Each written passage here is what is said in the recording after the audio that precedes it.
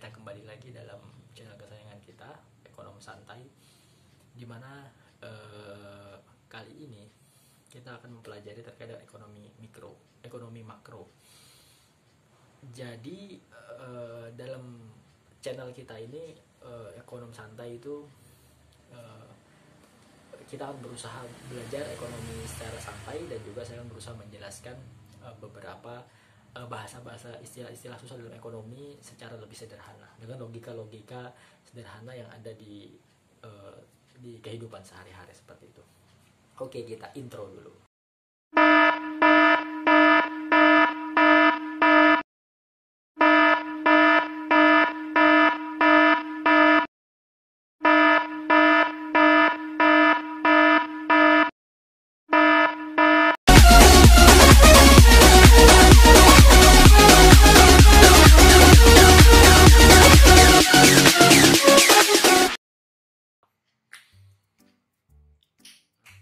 Ekonomi makro itu merupakan salah satu cabang ya dari ilmu yang mempelajari peristiwa atau masalah ekonomi secara keseluruhan atau agregatif seperti itu. Kalau ada kata agregatif itu artinya secara agregatif, artinya secara keseluruhan. Nah, ekonomi makro itu menitik beratkan analisis pada kegiatan ekonomi terhadap perekonomian secara menyeluruh. Nah, teori ekonomi makro itu biasanya disebut juga dengan employment theory atau teori kesempatan kerja, atau juga national income analisis pendapatan nasional. Nah, ekonomi makro atau makroekonomi itu memandang bahwasannya output perekonomian secara nasional, artinya pendapatan nasional secara keseluruhan itu sangat berperan penting ya dalam meningkatkan aktivitas perekonomian di Indonesia, dan juga pemerintah dalam ekonomi makro itu juga sangat penting dalam meningkatkan pendapatan nasional atau output nasional melalui kebijakan tersebut. Output itu bisa artinya barang, hasilnya itu bisa barang dan jasa seperti itu.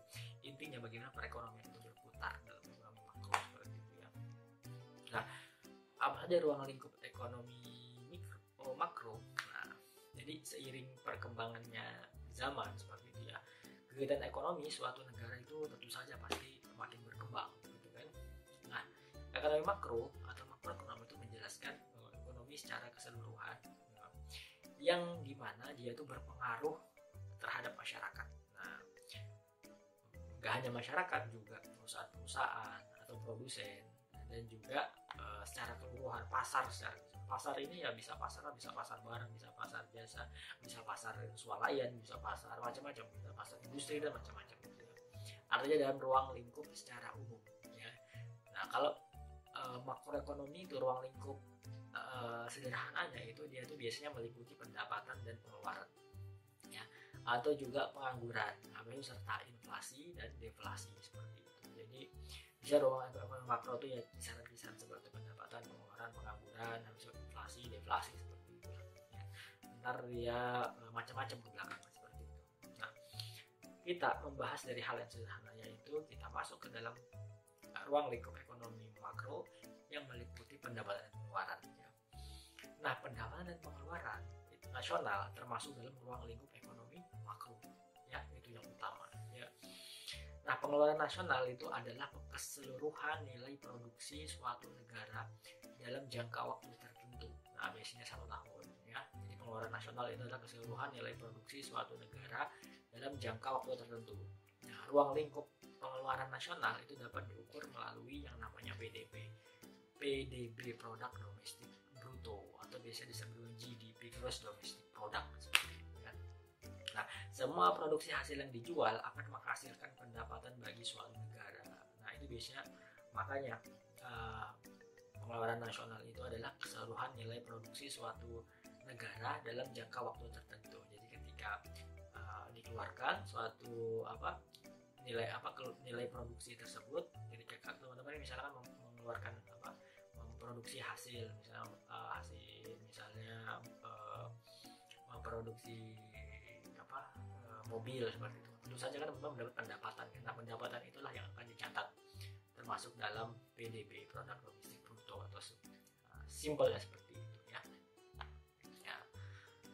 Terus kita masuk ke dalam ruang lingkup yang kedua, yaitu pengangguran. Nah, pengangguran itu merupakan angkatan kerja yang tidak bekerja dan tidak menerima penghasilan meskipun usianya masih produktif. Jadi usianya produktif tapi dia nggak bekerja seperti itu ya, dan juga nggak dapat penghasilan. Ntar pengangguran itu ada ada tingkatan-tingkatannya ya, tapi saya tidak jelaskan di sini karena ini adalah seri pengantar ilmu ekonomi dasar seperti itu. Nah, data jumlah pengangguran itu bisa diketahui dari namanya angka pengangguran. Nah, biasanya di Badan Pusat Statistik ada namanya TPT, tingkat pengangguran terbuka seperti itu. Nah, di Indonesia itu per Februari 2019 ke 2020 itu tingkat pengangguran kita itu tahun 2019 itu, kalau seingat saya ini contoh saja, yaitu sebesar 6,8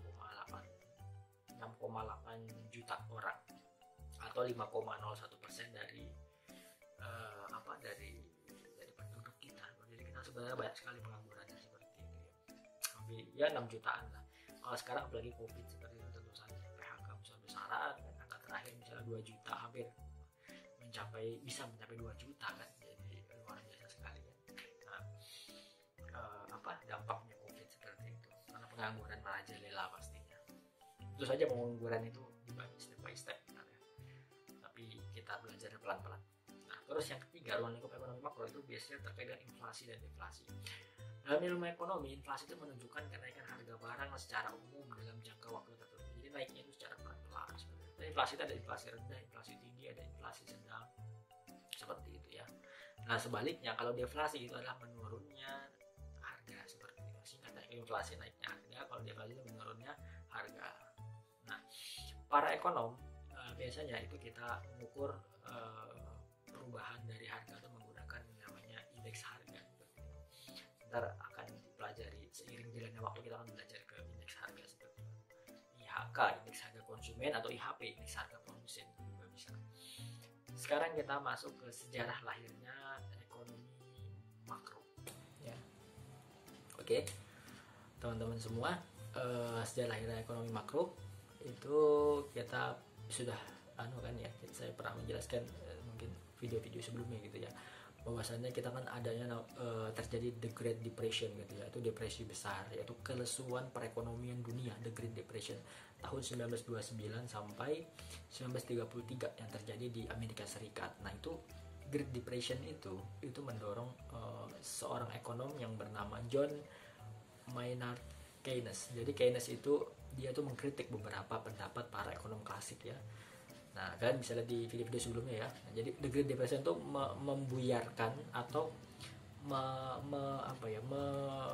meluluh lantakkan analisis ekonomi klasik ya, karena peristiwa itu terjadi dalam jangka waktu yang lama. Jadi artinya ekonomi klasik itu pemikirannya tidak dipakai ketika The Great Depression. Karena kenapa? Karena ketika dipakai ternyata masih terjadi kelesuan ekonomi seperti dalam jangka waktu yang lama.